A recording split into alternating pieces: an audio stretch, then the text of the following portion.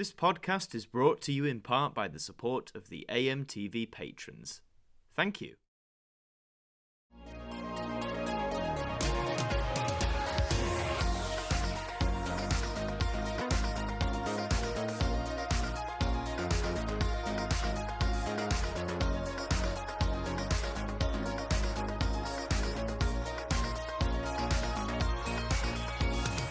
Hello there everybody and welcome back to another instalment of AMTV Radio. This is the podcast where I'm joined by a very special guest each time and we talk about, well, whatever the hell we want, quite frankly. And today I'm joined by one of the rising stars of the YouTube community in 2020. He's acted, he is a YouTuber obviously, he's even a TikToker, would you believe, something way out of my depth. It's Joe Street, or as many of you know him as, the Confused Adipose. Joe, thanks for coming on, how you doing? Yeah, I'm great, thanks. Thanks for having me on. It's always good to be on like podcasts and stuff, so thanks. Yeah. No, it's not a problem. It's great to, I think 2020 especially helped everyone sort of collaborate a bit more, partly because we had the option to, but no, it's a pleasure having you on, and obviously as I said at the start, you're, I guess, mainly known in the WhoTube sphere of things, so, and when I say like rising star, because literally I was looking at like your channel and your videos from the start of 2020 to now, and I watched your rewind recently as well. And you've literally, started 2020, if I'm right, you had less than 1,000 subscribers. And now you're well over 6,000. So how has that been for you? Has it just been a bit like, oh my God, what's happened? Yeah, it was sort of mad, really. Because, like, I've had a YouTube channel since I was about 9. And, like, I've never really done consistent posting or anything. But when Spyfall Part 1 aired, like, this time last year, I was like, right, I'm going to try and become a Doctor Who YouTuber, I'm going to put out consistent videos, and then it just ended up, like, going the way it did, which was, it was really nice to see, and kind of unexpected as well. Yeah, and when as you say, you started with your Spyfall videos and then going through Series 12, and then once Series 12 was done, was it sort of at first a bit like, what do I want to do now? Or did you already have ideas? You were like, right, I'll just do this now then to sort of fill the gap. I got to the end of Series 12 and I did just go like, okay, hang on, what am I supposed to do? Yeah.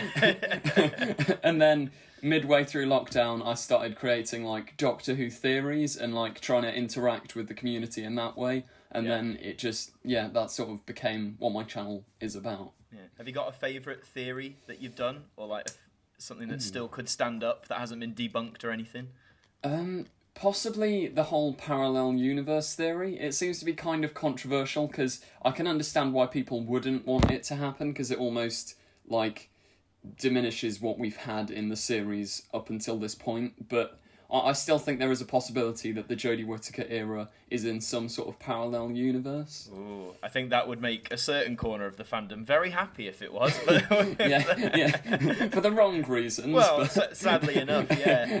And I mean, we'll dovetail into this quickly, and this is the only disadvantage about pre-recording podcasts, I think. I mean, at the time we're recording this, to those of you listening, last night we had the rumour bombshell, supposedly, that Jodie Whittaker might be leaving after Series 13, and there's not much of a gap between when this is being recorded and when this is coming out, but you never know with news, do you? By the time this comes out, it could have been confirmed, denied, but as it stands, I know like you've talked about it on your channel, I've talked about it on mine, but where do you, for anyone who hasn't seen that, where do you personally stand on these rumours so far? Because I guess they are rumours, they haven't been confirmed nor denied at this point. So I'd say I think I'm like sort of 60-40 in believing it. I think there is a strong chance it could be the truth because the person who wrote these articles has been correct on a lot of Doctor Who stuff in the past. But even if it is true, I don't want it to be, and I feel like Jodie and her era deserve a lot longer than they've been given, if that makes sense. Yeah, I've seen that seems to be like quite a big chunk of the response to it. It's like, we all kind of don't want it to be true, but it very well could be. Because, I mean, with less episodes and the bigger gaps, I don't know about you, but it almost feels like Jodie, intentionally or unintentionally, has been a bit shortchanged in her era. Yeah, definitely. Yeah. I'd agree with that. I think it's like the reduced episodes, I'd say, are the main problems, because, like, especially with Series 13, we're only getting 8 episodes. She'll have had nowhere near as many as the other Doctors. Yeah. Yeah, exactly. It would almost be nice if she did Series 13, then maybe a run of specials like Tenet did, even just to bolster it out just a little bit. Yeah, But definitely. no, absolutely. But I just thought we'd address that now because, as I say, when we're recording this, it's like the biggest Who news at the minute, and it might not be in a week or so, but always good to talk about it. But back to yourself and the channel. Now, as I do with all my guests when I get them on, I have a quick look through their content, see what they've made, what they've made in the past. And at first, because I'd seen you on Twitter, you said, I started this year with less than 1,000 subs, now I've grown. At first, before I had a proper look, I thought, you'd started your channel last year, start of 2020. And so I scrolled and I was like, oh, there's more.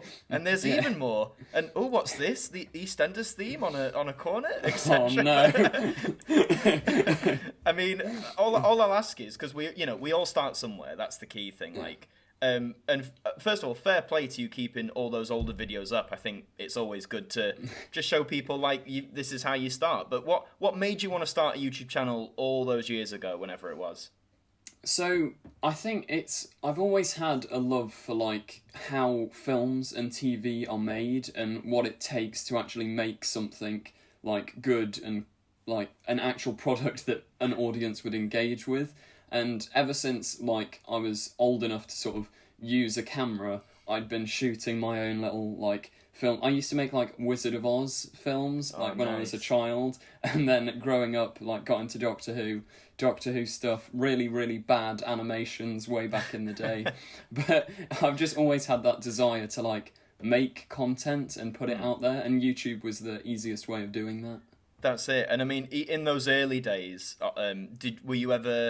did sort of the system of YouTube ever discourage you? Because obviously, as we all know, it's quite hard to gain any audience now, especially with all there's so much content out there and so much Doctor Who content as well. I mean, in the beginning and even now, do you find the system a bit demoralizing at times or a bit difficult, or do you just sort of go with the idea, I'm going to make what I want to make, and if people watch it, great, and if they don't, whatever?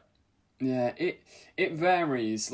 Back in the day, I had one video where I predicted David Bradley returning as the first Doctor, and that overnight got 20k views, which was insane.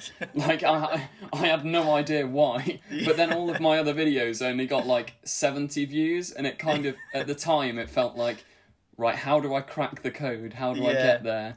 And then, it's good to finally sort of be in a more consistent run. My views don't just go up and down now. They're sort of consistent, which is nice. It's a nice point to hit. And I think, in a way, as you say, it is sort of cracking the YouTube game and the algorithm, which is always a pain. But what I like about, say, your thumbnails specifically is, I know you joke in the rewind, you learn the art of clickbait or whatever. But I'd argue from your thumbnails, from some others I see, not just on Doctor Who, just on YouTube in general, yours are enticing thumbnails, but you either discuss what the thumbnail says, or do you know what I mean? It's not one of those titles where it says Jodie Whittaker leaves, here's proof, and then there's no proof. It's not like that. So, but that's one of the things I always try with, because it's not fully clickbait, but there's an element of it, and I feel if you are going to put that in the title, you almost have to deliver on what you say. It can't be something completely obscure and that you don't talk about. Yeah, it's not like one of those videos where, again, the thumbnail's one thing and the video literally starts by saying, that was just to get you a click, and now we're going to talk about this. On your channel, I noticed your backdrop is those gorgeous cabinets of all those lovely figurines. So how did they come about? It's an impressive collection. Yeah, so ever since I was a child, all I've had for Christmases and birthdays is Doctor Who figures. It's just something that's always happened. All my family members, because I have quite a big family, all my cousins as well. It's oh, what do we get Joe for Christmas? We'll get him a Doctor Who figure, and then that all just builds up. And my friend's dad owns a jeweller's shop, and he was just going to throw out these cabinets, and I was well, could I have them, please? And then he sold them to us for a very reasonable price, and then that's how the cabinets came about. Nice little twist of fate then, that they were just happening to get rid of him. But I mean, in terms of I've never really been an overall figure guy. I had some as a kid, as a lot of us do, but recently, and I don't know what it is, those B&M sets. I mean, I think for me it was the Remembrance Dalek, the Cole Hill one, because that is my favourite Dalek library, and as soon as I saw that on social media, I was right, I'm going to get it, but I'm not going to get any more. But I walked into my B&M and then it's like, oh, there's the Fifth Doctor and his TARDIS for $12.99. Oh, and there's the Second Doctor and his TARDIS for... Okay, well, so it's sort of... The bug's bitten a bit. But I know you in the past you've had character options very kindly send you review copies, if I'm right, or review models of them. How does that feel, sort of now being like the company that makes them sends them to you? Yeah, it felt like the first time, because it was back in, I think, May, like, I got in contact with them, and then they said, like, oh, they'll add me to the list, and then they sent out this free sample, and it's just sort of like, well, I've been there as a child this whole time, sort of dreaming about, oh, well, I'd love to do reviews online of these products, because, like, I was doing them anyway, but now I don't have to pay, which is brilliant. Again, great to be upfront about it as well. It's like, I can save my money now. That's the key thing. Yeah. But obviously one of the biggest things on your channel this year has been the fan film, The Brink of Destruction. Yeah. And again, you touch on it in your rewind, and I'll leave either a card or a link in the description so people can check that out. But just tell us a bit about, the process from writing it to filming it in what was 2020, the year of death. But just tell us about your process a little bit. So I've had the idea for years, because we used to do like a fan series, like really, really low budget, like no one watched it, which I don't blame them, but we always had this idea of the Doctor and these characters which you see in the fan film going on this specific adventure, and it had been sort of set in stone for ages, and I was just waiting for a time where I actually had an audience and had the ability to create something, because it's not like it's a professional film at all, but I wanted it to be decent, and I feel like we've reached the point, because we're all like A-level students now, where we have the ability to create a half-decent product, so we just put all our time and effort into it and then gave it a go. Yeah, it's like you say, you've built up the skills. You're not just like a bunch of 12-year-olds running around with a flip phone going around going, look, I'm doing Doctor Who. But, I mean, I'd say it's professional enough, just the fact you got it out in 2020. I mean, a year where nothing was happening. I mean, again, you touched on it a bit in your rewind, but how difficult was it to still be like, right, we're still going to film stuff despite lockdowns and social distancing guidelines and stuff like that? One of the good things, because when obviously the first lockdown hit, we'd got the script and everything, and we were sort of ready to go. And then we were like, what are we going to do? But because a lot of it is like sci-fi and like spaceships and green screen and stuff, we could do a lot of it remotely and like at a social distance. Because one of the first scenes in the film is us looking at weeping angels. And because everyone's looking at a weeping angel, we're not moving, so we could do it at a social distance, like all sort of 2 meters apart, without it affecting the story. Yeah. So it was just sort of little workarounds in whichever way we could. No, absolutely. And all the actors, I know you say you used, sometimes you had green screen, like you were filming a part and stuff, but were all the actors you employed friends of yours, or were there some people you like brought in? Yeah. Pretty much everyone is just from my, like, either sixth form or someone I used to go to school with. And we all just brought everyone together. Anyone who was willing to be in it, we'd, like, go for it. No, I love that, though, because I think, because I did similar things, not with Doctor Who, but at sixth form, you like, a bunch of mates, you go and film something, and there is just something, I think, a bit wonderful about it, even though, as you say, it's not going in any cinemas or anything like that, but you're just with mates, just having a good laugh and a good time. It's good. It's really fun. Oh, I bet it was. When I watched it, I was like, you can tell these guys are just having the time of their lives, which I think is brilliant. And you might be like Chibnall, keep your mouth shut, but are there plans for any sequels, any further adventures? We have a rough script and the cast are up for it. The only problem is, like, because we have the actual A-level exams coming up, and at the moment, like, without going into politics, we have the whole, like, are they doing exams, aren't they? Where's this going? When's another lockdown? We don't know how realistic it is, but hopefully we could put out another one by, like, probably the end or start of next year. It just depends on how much time we have. It could almost be like a new tradition of Doctor Who fan films every Christmas, now that they're doing the actual episodes on New Year. And of the New Year special, because it's the most recently transmitted, let's talk about Revolution of the Daleks. Again, Joe's done a few videos on his channel talking about it, so if you want to check those out more in depth, there'll be a card either there, wherever YouTube puts it these days, it's around. So, yeah, what did you think? I thought it was quite good. It didn't have that hype feel to it, but I still thought it was a really solid story. Like, the characters were my favourite part of it, and I thought, like, the whole departure of Ryan and Graham and having Jack back, I'd say it was a really solid episode. Absolutely. I mean, I think just the fact that Ryan and Graham left of their own accord, like, it's the first time since, I want to say Martha, since a series-long companion has left because they wanted to. Because you probably saw on Twitter as well, you know, in the build-up, everyone's like, oh, one of them's going to get killed by a Dalek, or one of them's going to die. And I think that just sort of sums up how it's been the last few years, that every companion's either died or gone to a different universe. So, yeah, do you find it refreshing as well then, that they just wanted to, they were like, no, I'm done? And I really liked how they tied it back to the bike scene from the first one, because I always love it when stories or films and stuff tie it back to the beginning, and I thought it was a really nice send-off for the pair of them. Definitely. Although I must say, the final... and I might get a lot of hate for this, but it's just, the final, like, pannings, you know, where they pull out, I don't know what it was, but obviously the last thing we see is Ryan falling off the bike again, and thematically, you know, I get it, it's like, he can't just conquer it straight away. It's going to take time. And I like that. I like the themes. Yeah. But I don't know, just that set against like the rousing music and the big dramatic shot. At the time, I chuckled, but not because I found him falling off a bike funny. It seemed a bit of an awkward placing of elements. I don't know what you thought, but I just thought it was a bit off. Yeah, I thought I was laughing, like, me and my sister do you know, like, the whole Doctor Who poop channel? Oh, yeah, where they edit it. We were waiting for Graham to say, "You're doing it, mate."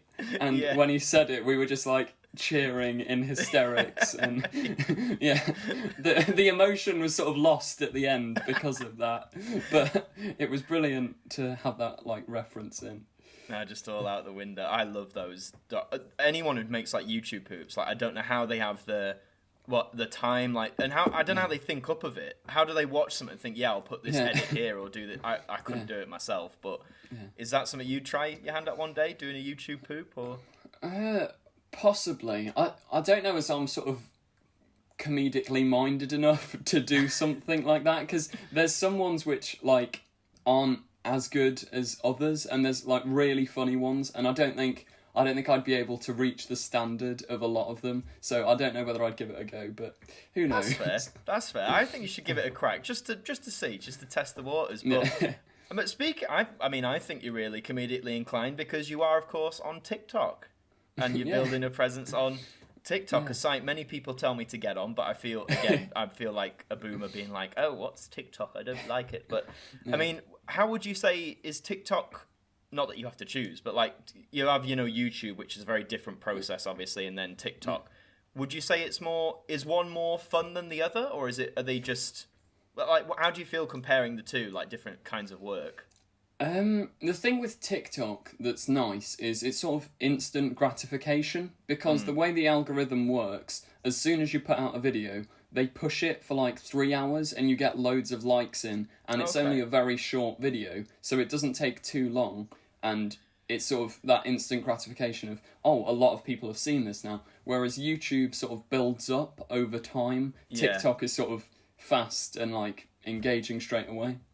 No, absolutely. And I mean, I think it gets shared a lot more as well, because obviously it's shorter content. Like, I'm part of a Doctor Who group on Facebook, and so is my best mate, and he sent me a private message saying, oh, look at this meme that got posted, and it was one of your TikToks. And I was like, I'm interviewing this guy soon. And he was like, what? So I was like, you're definitely making a splash on it, for sure. Yeah. But it's good to know. No, exactly. And I mean, in terms of going back to YouTube, do you envision yourself doing, as you said at the start, in 2020 you wanted to really collaborate with more people within the community, like you've done it with, I believe, Time of the Whovians United, you've done it with Tharies, you appeared in Crispy's, one of his videos. Do you want to do more of that in 2021? Yeah, I'd like to. It's one of until like this year, I'd never really sort of spoken to anyone over the internet. And I think it's almost in part down to lockdown, but I've met so many like great people this year and formed some like proper friendships, and it's just been really nice over the internet and stuff. It's like it's good. I think for us it's like one of the few positive things about lockdown, because I mean I wouldn't have been able to start this podcast if it wasn't for lockdown. As you say, make those new friendships and connections and collaborate with people. It's honest. I mean, if we had what we have now, like when we were kids, it would, because like I had friends in school who were like, they liked Doctor Who as in what was airing, like Eccleston, Tennant, but I was big into the classics as well from a young age, and whenever I bring them up, it'd be like, oh, but it's in black and white. It can't be very good if it's in black and white. So yeah, it's nice to have that community. But about being a kid, like, what's your first memory or experience of Doctor Who? We all love to hear it. Yeah. The first episode I watched, which is sort of where my YouTube channel name comes from, was Partners in Crime. That makes sense. Yeah, because my clear memory is my like older cousin was sat on the sofa and she was going, "That is so unrealistic and stupid," and she was just having a go at it with like the Adipose jumping out the window, and I can remember just being like enthralled by it and absolutely loving it, and everyone was just sat around saying, "This is stupid," and I was just like, "I love this." I mean, it's walking fat. You can't take it too seriously, really. Yeah. So series 4 was your jumping on point then? Kind of, because I then sort of dipped in and out, and it was sort of Matt Smith era where I really started to watch it properly. Yeah. Yeah, and in terms of like right now as we're recording, like, so I take it, you've caught up on like the revival era of Who, and what's your virgin on the classics? There's some bits like it's a really weird mix, because I absolutely love some episodes and some runs, like Tom Baker and Lala Ward as like Romana and the Doctor. That is just, I think, fantastic. And then controversially, I love Peter Davison and Adric and Tegan and Nyssa. Like that whole team, I think is fantastic. But then some of the like Hartnell stories, I struggle to sit through, and some of the Troughton ones. But then John Pertwee, I really like. It's all just sort of a mixed bag. Yeah, I love John Pertwee as well. I recently in lockdown rewatched his entire era, and I don't know what it is, but in my opinion, I don't think there's a bad Pertwee story. Like, I don't know what it is. I was like, I can't look at any of these 20-odd stories and be like, that's bad. But no, I get what you mean though. Like, yeah, some of the Hartnell ones you could argue are a bit of a slog to get through now, but then that's what's different, isn't it? Some people love that Hartnell historical stuff. But so if you had to pick let me think. If one thing I like to ask guests is, in the fandom, obviously everyone likes to share their opinion. And let's face it, there are some stories in corners of Who that the majority of the people, in polite terms, don't like. But, you know, you may like it. Is there a story like that you see fandom has been like, this is bad, but you're like, I actually kind of love it? It's one of my favourite episodes of all time, which no one else seems to share the opinion of, is Smile from Series 10 with the emoji bots. Yeah, and like it's not like people hate it, but it sort of gets forgotten about a lot of the time, and I just think I really enjoy it. Yeah. What is it about it? Just like the 12th Doctor Bill dynamic, or like the story or the world? Yeah. I think a lot of it feels like a perfect blend of like classic Who, new Who, and then Bill and Capaldi are my favourite like TARDIS team, and you get to see all their characters explored and stuff. I really like the idea and design of the emoji bots, and I just think it's a really funny concept that the one thing that would survive with humans for years and years would be emojis. And it's not the best, but I think it's a really like enjoyable episode. No, I love that, and I mean, you're absolutely right. I don't think I've chatted with anyone else who thought Smile was up there for them, so that's fair enough. I mean, what do you think of Frank Cottrell Boyce's other script, In the Forest of the Night? Everyone seems to hate it, and I just sort of, I don't mind it. I don't think it's great. It's just it's just sort of all right. Yeah, I mean, again, I've said this numerous times on the podcast, but I'll say it again. Series 8 is my favourite New Who season. Yeah. And a lot of people are like, why? It's awful. But, like, I love that Capaldi. Not that I don't love him in general, but, like, I just love how from Matt Smith, you know, at the end you had that proper... He was, like, optimistic, quite fairy tale, in the best way. And then Capaldi at first was just the complete opposite. And I feel like that's what we needed at that time, and I just love it. I love all that darker, sinister stuff. So I just, it's great. Yeah, I'd agree. Capaldi's Doctor, I think, in Series 8 especially, he's just phenomenal. Like, he's so different to all of the others. It works really well. Yeah. I've always said, it's no disrespect to any of the other actors, but I'd say if you had to let me pick, I'd say he is the best actor we've had in the role, in my opinion. Yeah, but definitely. He just takes anything and makes it what he makes it, quite frankly. Yeah. But I think even a lot of Capaldi's sort of weaker scripts, his performance makes it like 10 times better.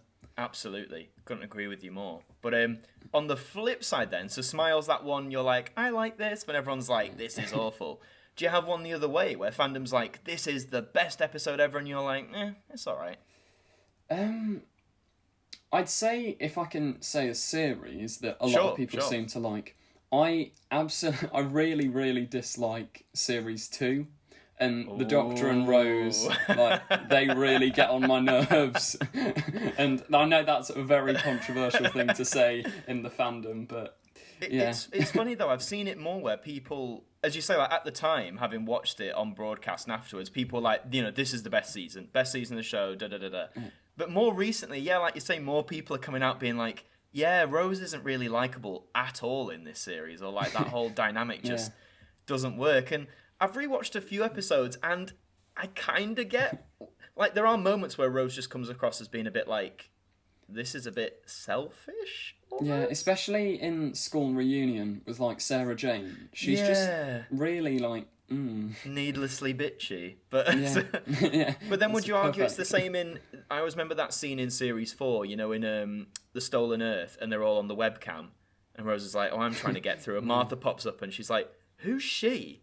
Like, and I'm like, why are you being like this? Like, why? There's no need. Yeah. It's no disrespect to Billie Piper. Like, it's the script she was given, but no, I get what you mean. I just think I'll always admittedly have a bit of nostalgia glasses for Series 2, because that was my second series. And again, obviously, at the time, seeing the Daleks and Cybermen especially fight was just the coolest thing in the world. Like, you couldn't pick anything wrong with it. But in hindsight, are there moments that are a bit clunky? Yes. Do they reuse certain shots? Yes. But that's by the by. But do you have?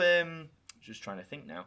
Is there? I know you said, Capaldi Series 10 is your favourite series. Would you say he's your favourite Doctor at the present time, or is it one of those where it changes every now and then?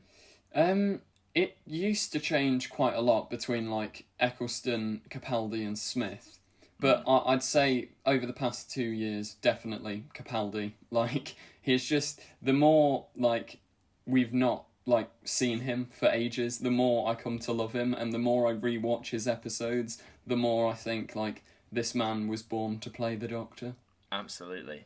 He's just, we're going to gush about him all day, but he is just, he is just brilliant. And one thing I'm starting to ask guests this season as well is, if you could only save, out of what exists in the pantheon of Who, if you could only save one Doctor Who story, what would it be? Ooh, that is a very It's not an easy question. choice, isn't it? Yes. I might go with either The Waters of Mars or The World Enough and Time and the Doctor Falls. Nice. Like, and why those ones in particular? I think the thing with Waters of Mars is it stands on its own perfectly. Like, you don't need to know anything going into it, and it's still got all that emotion and, like, the energy of the characters. I think that works really well. And then The Doctor Falls and World Enough in Time, I just love the dynamic of the two masters, and then the Doctor regenerating and Bill and all of that. I think it's brilliant. It's absolutely wonderful. And I mean, are you... if you've listened to any of the Big Finish stuff, I'd highly recommend the Masterful audio that came out. Yeah. I don't know. Do you listen to much Big Finish? I've listened to a few stories. Like, I really enjoyed Spare Parts, but I haven't got like enough time at the moment. Like, over summer holidays and stuff, I enjoy listening to them. But at the moment, I'm like, I wish I could.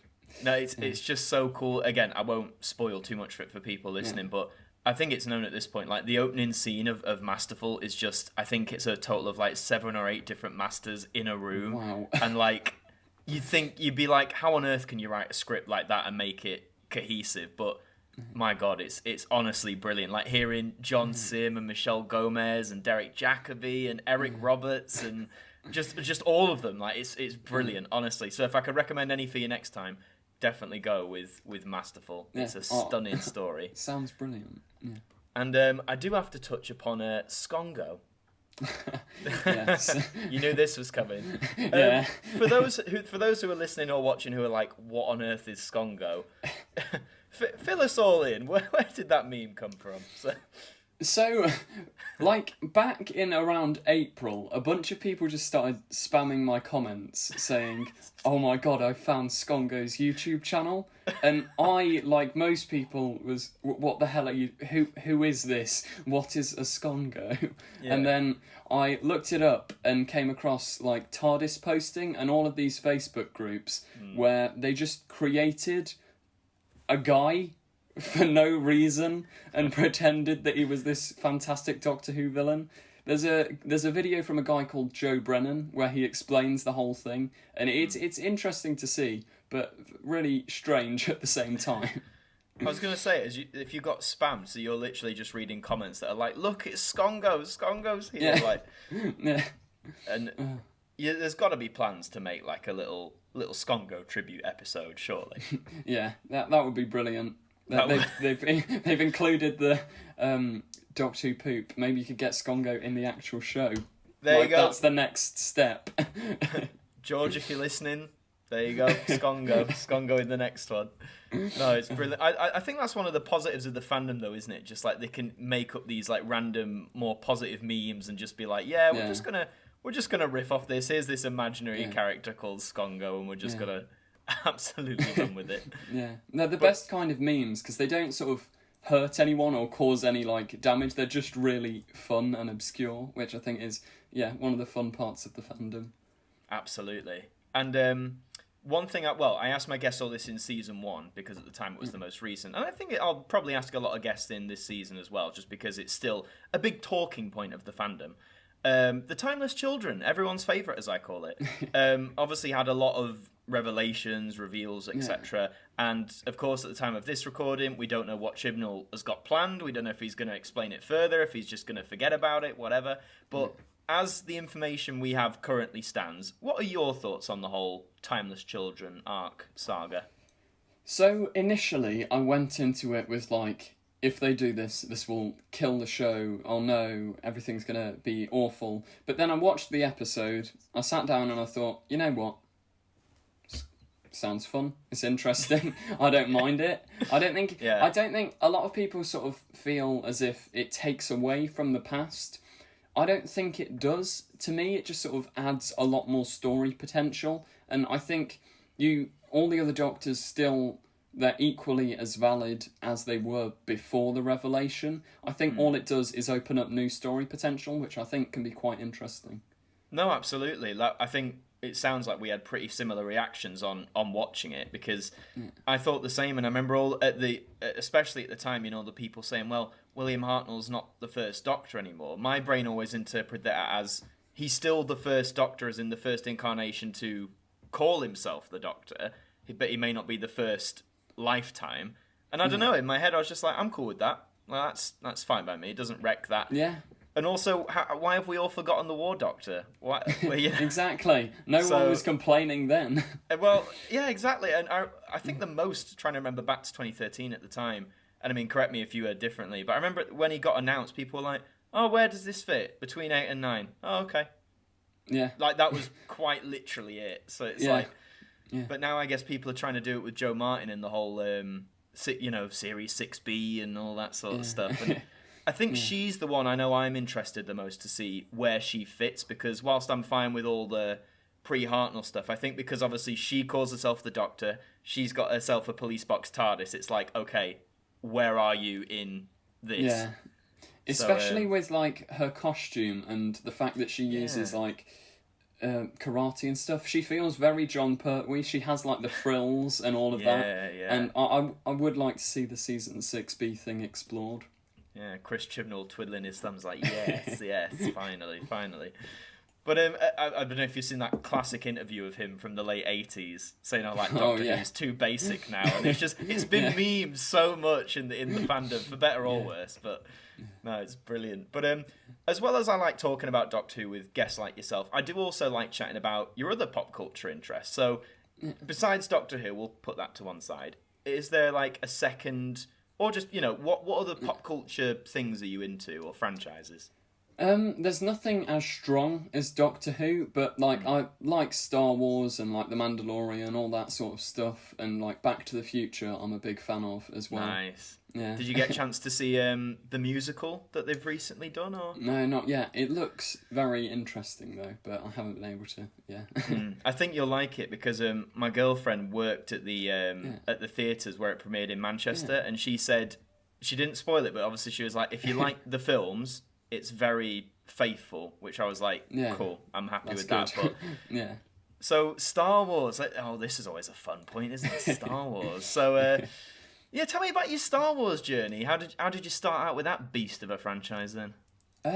I'd say that was sort of my introduction to sci-fi. Before I even sort of watched Doctor Who, I saw things like the Clone Wars animated series on TV, and then I went back and watched the originals, and then the prequels, and I think when The Force Awakens came out, my love for Star Wars sort of properly kicked in again. Sure. Because I think, like, this is also an incredibly controversial opinion, but Force Awakens is one of, if not my favourite Star Wars movie. And That's fair. That's fair. I didn't particularly like The Last Jedi or Rise of Skywalker, but I'd say Episode 7 for me is just really, really good. Yeah, I know for me it changed over time because I did the midnight screening of Force Awakens and me and my mates marathon the 6 films. It was a long day. We started at like 9 a.m, finished at about 10:30, then went to the cinema to watch more Star Wars. And I think when we came out, we were like, great film, one of the best, definitely, maybe the best. But then as time went on, we were all like, this is kind of, to us anyway, we were like, this is kind of A New Hope again. But I just think now, like, there will be generations of people or fans who will look at Force Awakens and prefer it to New Hope just because it appeals more to them, which is fair enough. And The Last Jedi, I liked the themes it was going for, but part of me was like, if this is what we're doing, I kind of wish the whole trilogy had been like that. Yeah. That's the problem I have with The Last Jedi, is it feels like it's a great movie, but it's not a sequel to The Force Awakens. Like, it sort of comes out of nowhere, and I feel like, although Luke's character is incredibly... Like, it's a really interesting route to take, you can't use it for comedy when, like, he throws the lightsaber behind him. Like, it feels wrong. Yeah. Yeah, it almost makes you wonder, like, what were they going for with the whole lightsaber throw thing? But, I mean, I know a lot of people complained about, why have they made Luke so, like, depressing and that? But it's like, well, when you actually look at his character and what he's been through and stuff and what he's done, I think it's interesting as well to see this normally positive, optimistic character really, I guess, down and out on the whole thing. Yeah, and definitely. Then Rise of Skywalker, I mean... oh, dear. I mean, well, when I don't know, I mean, you know the whole Palpatine thing? I was like, when I heard it in the trailer, my initial reaction was, cool, they're bringing back Palpatine. About 5 minutes later, I was like, oh, why are they doing that? And it's not, I think you can tell it feels rushed. It's so definitely cobbled together, and like, I think, sorry, I know I'm rambling, but I think I think also what would have helped, I don't know if you would agree, if all 3 parts of that trilogy had been directed by either the same director or they all had the same vision. Because Rian Johnson's great, J.J. Abrams is great, but clearly they had 2 different things in their head, and it did not link up whatsoever. Yeah, especially, I think, The Rise of Skywalker, a lot of it feels like it's sort of going, we're going to change that from The Last Jedi, we're going to change that, we're going to change that. And it's like, you don't have time to change that, just go with what's been said. Like, it all it doesn't work, in my opinion, anyway. And do you think the whole Rey's Palpatine's granddaughter? Because, I mean, when she said that, I was like, okay, but we've seen her dad fleetingly, and we've never had any movie exposure of Palpatine ever going to bed with someone, should we say. But do you know what I mean? I don't know, I just felt like it felt very strung strung together. Yeah, it's one of those things, like, I wouldn't have minded it if it was seeded in from the beginning. Yeah. But it comes out of nowhere, and there were, like, news reports a few months back which said J.J. Abrams told Daisy Ridley halfway through shooting the film, right, we're going to put you as Palpatine's granddaughter. And it just doesn't work. No, I mean, I think as an actor as well, because obviously she would have prepared before shooting, like, right, this is how I'm going to deliver this line, or this is my character. And then I just think to be told halfway through, like, your whole character's completely changed now, it's just... It doesn't... It's not nice for the actors either. Like, they're sort of thrown in at the deep end if they're changing it constantly throughout production. No, exactly. But, I mean, obviously we've had Mandalorian, as you say, and did you think that sort of helped fix the wounds to a degree? Are you enjoying it, or...? Yeah, I'd say Series 1 is incredibly mediocre for me, but then Series 2, I think the ending, I'm not going to spoil it in case anyone hasn't seen it, but the ending of Series 2 I thought was one of the best endings to a TV show I've ever seen. Like, it just filled me with so much nostalgia, and like, it was brilliant. No, I was the same. I think, again, I won't say it, but I think when you twig where it's going, you're like, oh, okay, this is what we're doing. But I think with The Mandalorian, I kind of feel it's got maybe... I want it to be maybe 1, 2 at most more series, and then I really want them to call time on it. It feels like one of those shows that, you know, people will look back and say, it had 3 great seasons, and they didn't make any more. Do you think it should be like that, or...? Yeah, I almost... Like, I was discussing this with someone the other day. I almost think it should end where it is. Like, obviously you have the whole Taking Back Mandalore plot now, but I do kind of think... It would be remembered as this perfect little burst of Star Wars. Don't drag it on too long. Yeah, because I think, I mean, well, it's Disney, but I mean, you see that a lot in any franchise, just dragging things out till the bitter end. But yeah, I think they've confirmed a season 3, haven't they? I think. Yeah, I think so, for like 2022 or something. Yeah, it just makes me kind of hope, as you say, like, just after that, just call time, and then... Yeah. But I think the one I'm most excited for is the Obi-Wan series. Yeah, I was so excited when they announced that. And I mean, Hayden Christensen as well coming back. I was like, mate, you're speaking to like my 10-year-old self who saw Revenge of the Sith in the cinema. Which controversially, again, I'll weigh in the controversial opinions now. I think Revenge of the Sith is my favourite Star Wars movie. Yeah. It's not perfect, but I don't know. I just think the story it's trying to tell... is done really well for the most part. Yeah. And I think almost whilst it helps having seen 1 and 2 or the original trilogy, I've shown people Revenge of the Sith who've never seen Star Wars before. I'll give them like a brief bit of context, but they've not seen anything. And at the end they go, yeah, that was really good. So I don't know, I just think it stands really strongly on its own. Yeah, the emotions and characters in it, I think, are the best in any Star Wars film, because you feel for everyone in that film. Like, there isn't a sort of Jar Jar Binks type character running throughout it. There is a proper, like, every character you really care for, and I think that's what makes it such a good film. Yeah, and I just love how it sticks with its... Because it has a little, it has a sliver of a happy ending at the end, but I kind of appreciate how long it sticks with, like, the gloomy tone. Yeah. Like, it's not afraid to be like, yeah, look, everything is going to shit. Like, it's all just, going wrong. It does what it wants. It doesn't have to, like, pander around. Yeah, it's not like, we've been a bit too gloomy. We've got to have, as you say, like, we've got to have Jar Jar come in and say a funny line. It's like, no, this is the serious stuff. So, but I've just thought now about, like, spin-offs we were saying. Have you seen Torchwood? I have. I only watched that, like, this year. Like, before lockdown, I properly got into it, and I love it. I think it's really good. No, that's fab. I mean, I've only seen Children of Earth on broadcast, I think, and then I'm making my way through Series 1, because I think when it first broadcast, I was a bit too young. Like, my parents wouldn't let me watch it. But from someone who's seen it all, do you think it... I mean, what do you think? What do you think it adds to, like, the pantheon of the Hooniverse? Without going into, like, spoilers and stuff, if you've watched Children of Earth, Jack's character is so different in Torchwood to Doctor Who, because, like, the stuff he has to do. I think Children of Earth is one of the best pieces of television I've ever watched. Absolutely. Like, Series 1 and 2, complete mixed bags, and then Series 4 is kind of a flop. But I'd say Children of Earth, for me, is just absolutely unbelievable. Like, it's all the characters in it as well, and the plot and the drama. It's really good.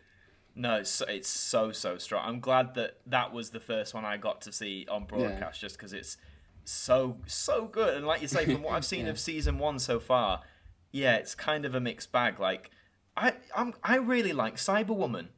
I think the only problem with Cyberwoman is the costume, but beyond that, I quite enjoyed it. Yeah, I can see that. Like, I don't understand what was going through the costume designer's head with that, but I think if it had a more sort of creepy body horror aspect, then the episode would be really good. Yeah, it almost comes off the costume as like a sort of, let's try and be sexy with the Cybermen, which is just a bit of a bizarre concept anyway. But then you've got episodes, like, I can't remember what it's called, but the sex gas one. Yeah, that. I remember, like, because that's only, like, episode 2. Yeah, and I remember watching it and going, like, right, what is going through Chris Chibnall's head while I'm writing this?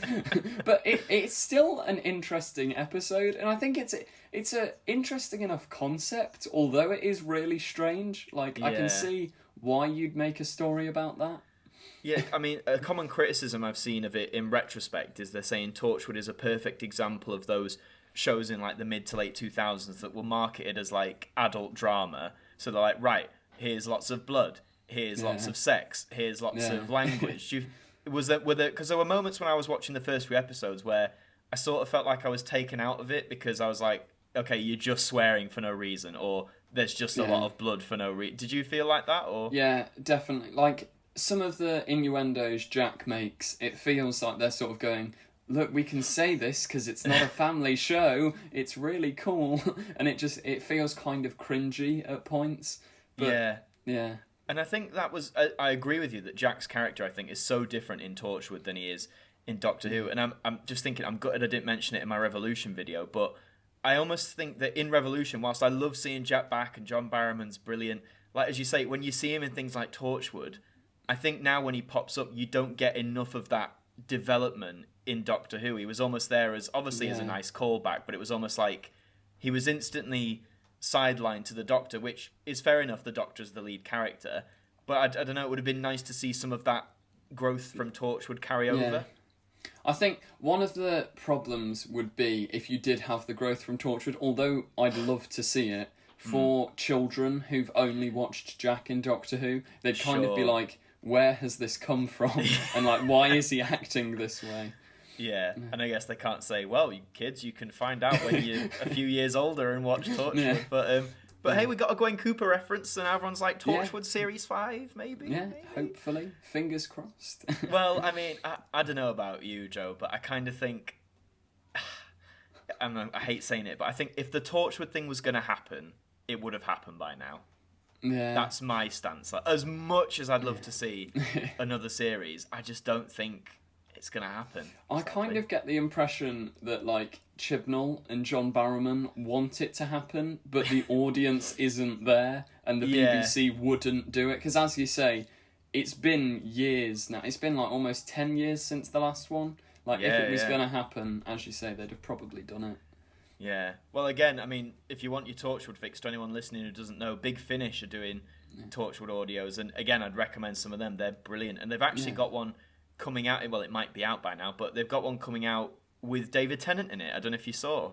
Oh, I didn't know that. That sounds interesting.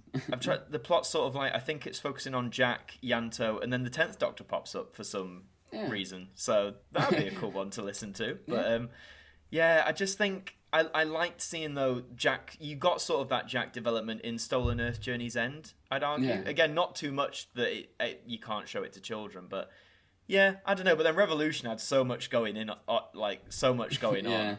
They could probably only fit certain things in.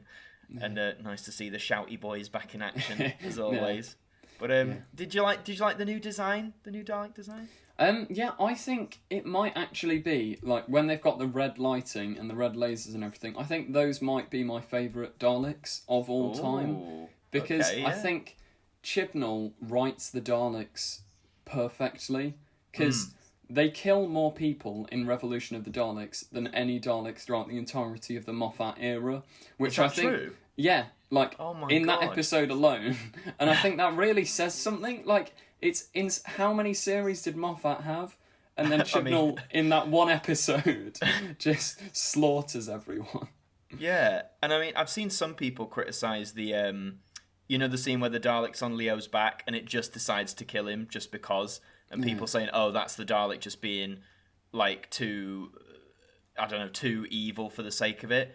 I took that though as like, but no, that is what the Daleks are. Like, once they've had their use for you, they will kill you. Like, exactly, yeah. As you say, I kind of like how Chibnall's brought back, I think, some of the scheminess to the Daleks again, rather than them just being robots who go exterminate. Like, because some of that 60s stuff with the Daleks, they're so, like, manipulative and, like, cunning. And as you say, in the Moffat era, I think a lot of that just isn't there. They are just reduced to being, I think a lot of it, because they are, like, a really over-the-top concept for a villain, and I love that Chibnall sort of includes little elements of humour, because there's that one line in Resolution that I absolutely love where the Dalek says, like, surrender, gives it 5 seconds, maximum surrender period has expired, then just blows them up. Like, I think it's not, like, laugh out loud funny, but it's a really nice little moment of, No, absolutely. And I mean, again, like you say, that harks back to the 60s. There's a line in the Daleks Master Plan that sadly doesn't exist on TV, but it's one of the missing episodes. But I think the villain's talking to a Dalek, and it says, "You make your incompetence sound like an achievement." And it's like, that's such a weird line, but it's so funny because it's like the Dalek's taking the mick out of him. And I just, like you say, the Moffat era, I'm a very mixed bag with the Moffat era. I seem to be one of few people who think Series 5 isn't all that. Sorry, Series 5 fans. Yeah. I hear you, I see you. I said that in a video the other day, because I don't particularly like Series 5, and all the comments were like, you can't say that, it's the best, and I don't see it. No, there's some great stories, don't get me wrong, but the people are like, oh, it's the best thing ever. I'm like, I don't really like Time of Angels, Flesh and Stone. I don't know what it is. It's just not. It's not.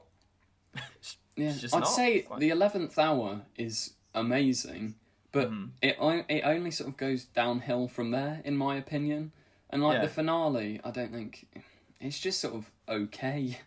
Yeah, I think the finale would. I mean, I think partly when you watch it on broadcast, you're spoiled by the RTD stuff of like the big bombastic finale. So I think when I first watched it, I was a little disappointed, but that's only because it wasn't like the universe is going to explode and there's Daleks. But even like you say, when I watch it now, I'm like, it's clever, but I feel like that way about the whole Matt Smith era, to be honest. No disrespect against Matt or anyone involved, but it's just, I don't know whether it was like my time of life, but there was just something that didn't quite click. It's weird because I think a lot of Stephen Moffat's writing, like if you've ever seen Sherlock as well, some of it feels like he's trying to be too clever and he's almost patting himself on the back, going like, look what I've done now. And it is clever, admittedly, but equally, I don't know. No, I think it was that point in Matt Smith, certainly with Series 6, where friends of mine who had watched it in like the RTD era switched off because they said it's just too complex now, or I don't get it. And that's not an insult to their intelligence at all, but I think if Joe Bloggs sort of people are switching off because they don't get it, then I think you've got a problem. But that's why I personally enjoyed Chibnall, because yes, it's a bit more back to basics, it's a bit more bare compared to 7 years of Moffat or whatever, but I kind of like that. There are people I know who haven't watched Doctor Who in years that are now watching it again because it's accessible. I mean, regardless, I think, of what people think of the era, would you agree with that sentiment? Or yeah, definitely. I think, like, going back a second, one of the reasons I love Series 10 is because it's a perfect blend of any newcomer can watch it, because like you've got the world through Bill's eyes, but you've still got like the Sim Master, Michelle Gomez, so it's a perfect blend of like the old, the new, and all of this stuff. And definitely Series 11, I think, is a great jumping on point for people. But I would argue that Series 12 kind of loses it a bit, because it does go straight back into the really complicated stuff. Yeah, I think it had a great start with reintroducing that with like the Master, that reveal and all that sort of stuff. But I think as much as I enjoy parts of The Timeless Children, I agree. Like, for Joe Blogs, it's like, right, now we're going to explain all of Gallifreyan lore and rewrite it in about 20 minutes. Yeah. You with us? Cool? Right, let's go. And whilst, like, I guess, me and you can watch it and be like, right, okay. Like, my mum and dad, I remember I watched it with them, and at the end my dad was like, what the hell just happened? What is happening? So he's like, is the Doctor a Time Lord? Is she not a Time Lord? It's all a bit more up in the air. Is there a favourite Jodie episode of yours that you have so far? Or one that sticks out? I'd say either Resolution, Fugitive of the Jadoon, Spyfall Part 1, or Revolution of the Daleks. I'd say they're all on a equal tier of, like, really enticing episodes. Definitely some strong stories. What would you say to the criticism of, particularly of Fugitive, which a lot of people say it's just, it's basically just trailer bait for stuff to come. Yeah. What do you... And they argue that takes away. What's your argument against that? I'd say I understand where they're coming from, but the feeling of watching it live on TV, will never be taken away from me, in the fact that, like, it's, oh my god, Captain Jack is back, oh my god, it's another Doctor, like, all these things really built up, and I thought, even if the execution isn't great, you still got a fantastic piece of television that shocks you, that hypes you up, especially when first watching, and I think that makes it a really solid episode in itself. So, as you say, more about your initial experience with it then, rather than necessarily analysing all the bits and pieces that go with it. Yeah. And as a Doctor Who reviewer, I feel like it's a good question to ask, but do you think sometimes, as Doctor Who reviewers, maybe we overanalyse too much? Just, that's not a criticism, that's just a general question. Do you think there's a point, like, because I've seen different people's videos where I'm watching and I sort of think, we have to remember it is like a sci-fi show. Well, for me at least, there's a point where I can sort of switch off my brain and be like, I'm having fun, I don't need to nitpick. Do you know what I mean? What's your stance on that? Yeah, I'd say, it's weird, because the first time I sort of heard this was when I was speaking to my parents about Doctor Who, like, years ago, and they said, like, Joe, just enjoy it, it's a TV show. And I thought, that's fair enough. But equally, I think, I don't mind it when people do go in depth, but when they sort of try and say, I've gone this in depth and you have to as well, is when I go, well, no, people can enjoy it for what they want, and why they want to isn't sort of everyone's concern, if that makes sense. Yeah, it's almost like saying anyone who says, I don't know, Jodie's era is bad, and that's a fact. It's like, well, no, it's not a category. It's subjective, like a lot of all this is, but... No, I think that's a good stat. I do get it. It's hard, isn't it, when you start reviewing, because your mind goes in like that certain mode and it's hard to break out of it. But so you think you've got a good balance now? You can sort of just enjoy it, but also look at it with a semi-critical eye. Yeah, because I think a lot of, like, episodes from Series 2, for example, as I touched on earlier, I can re-watch now, but almost turn my brain off critical, and I can just enjoy it for what it is. Like Love and Monsters, I have sat through with my friends, and we've really enjoyed it by laughing all the way through and joking around, and it's still a really enjoyable piece of television. But as soon as I sort of switch on the, like, reviewing aspect, then it just sort of falls apart. Oh, poor Love and Monsters. Like, oh no. I do get it though, because I mean, like, the Twin Dilemma, bless it, is always cited as like the worst story. Have you seen the Twin Dilemma? Years back, because I remember someone saying this is the worst episode, and I was like, right, I'm gonna just give it a go and see what happens. Yeah, I mean, I'd argue it isn't, not really, but I can barely remember. I think I was probably too young when I watched it, because I didn't enjoy it at all. But then equally, I can't remember anything, so it probably just did go over my head, because it was like years ago.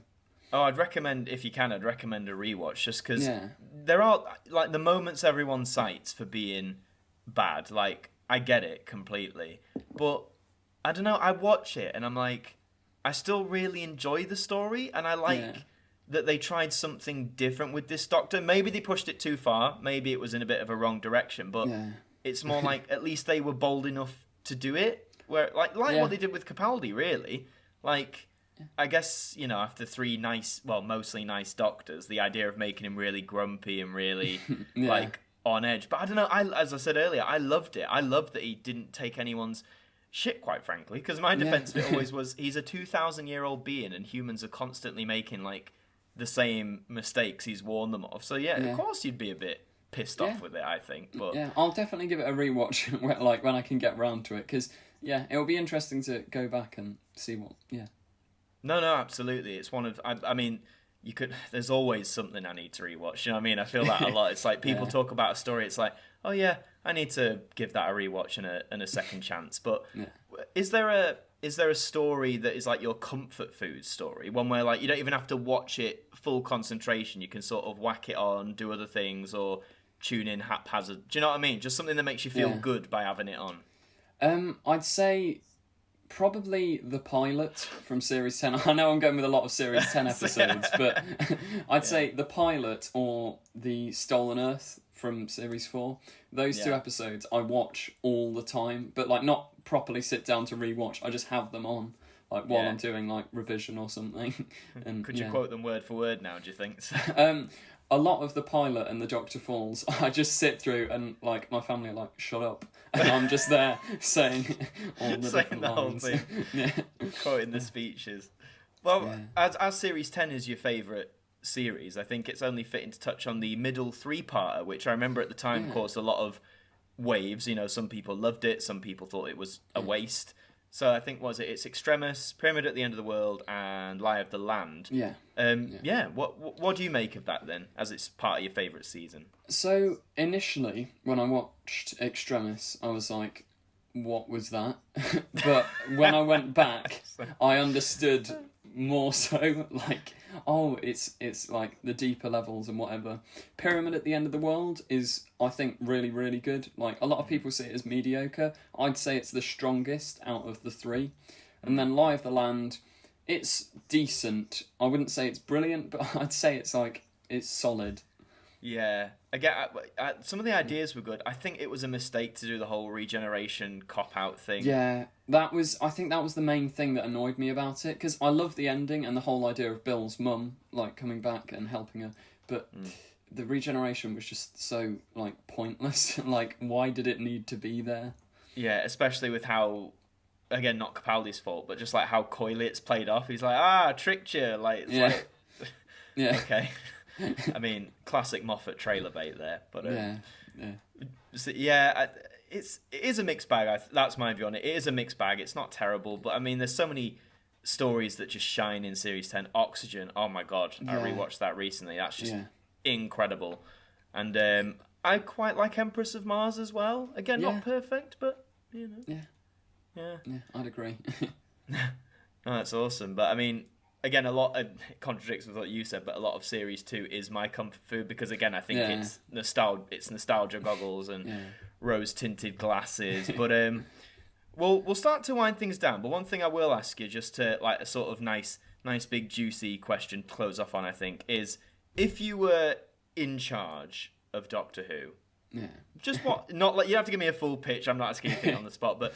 Is there have you an idea of some of the things you'd want to do with the show, or some things you want to introduce, take away, etc.? Yeah, I've actually like written out a load of stuff that I'd do if I were showrunner, because there was the whole idea way back of Chibnall's 5-year plan. So I did if I had a 5-year plan, and obviously I won't go too into depth, but what I'd like to do is have it sort of in short bursts, so 8 episodes a year.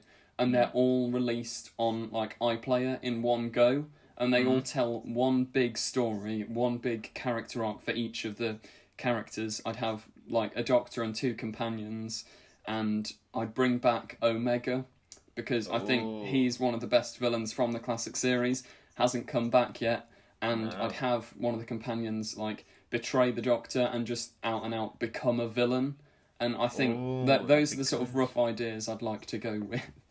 That's really interesting. I mean, we haven't had that, have we? Where a companion's just left to become fully evil. I don't think. Well, not on TV anyway. So that'd be ace. And didn't I see in one of your Series 13 speculation videos that I just remember the thumbnail said Omega in it?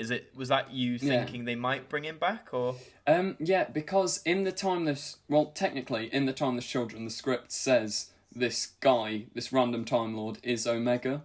So, Right. like, we were discussing in that video, could he potentially come back with the whole Tecteun thing if they explore that further in Series 13? And I really hope so, because I think Chibnall is the sort of guy to bring back Omega out of the blue. Yeah. So I hope that happens. Absolutely. I mean, we're already getting Sontarans and Yeah. potentially Weeping Angels, but Yeah. isn't the thing with that people are saying it might be for a game promo, that filming? But Yeah, it's difficult to make out what it was actually for, but yeah. no, absolutely. And just because it's popped into my head, because as you can tell, I don't like to overly structure these things because I feel it makes it a bit more rigid. I just like to ask questions on the flow. But John Bishop is our new companion. Yeah.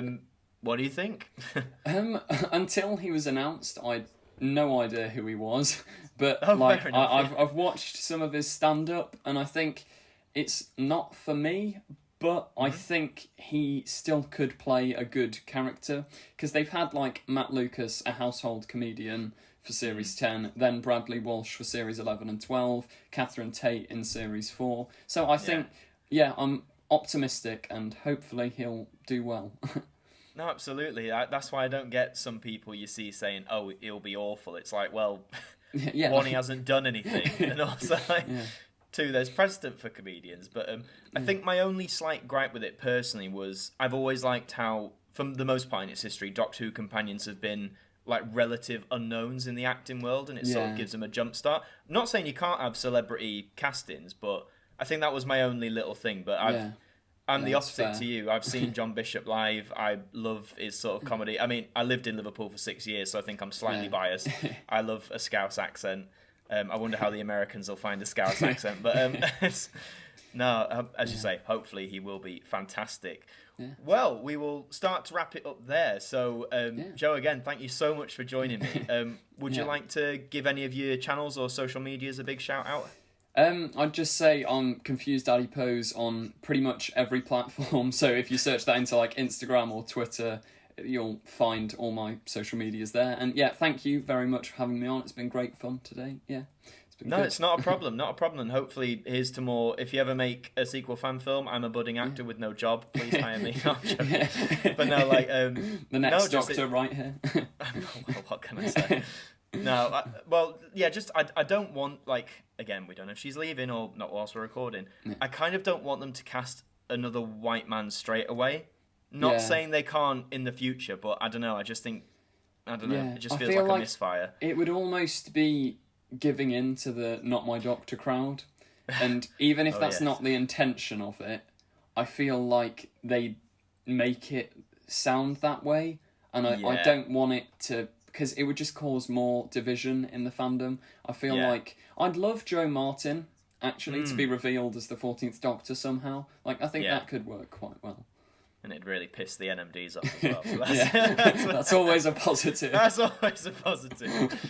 No, absolutely. Well, as I say, guys, at the time of recording, we don't know if she's left. It's all rumour. By the time you're listening, watching, it might be fact, it might have been debunked, whatever. So we'll just have to wait and see. But no, again, Joe, thank you very much for coming on. And thank you to everyone for listening/watching. If you're on YouTube, please leave this video a like and subscribe to the channel if you're new. Subscribe to Joe's channel as well for great Doctor Who content. If you're listening on one of the various streaming services, Spotify, Google, Apple, please give us a follow, subscribe on there. However it is, we've got new episodes coming out every week with some great guests. And if you want to help support the podcast and the show, you can always pledge to us on Patreon for as little as £1 a month. So there's that for you there. So, Joe, thank you so much, man. Thank you very much. Yeah. No worries. And to all of you watching, listening, I will catch you next time in our next podcast.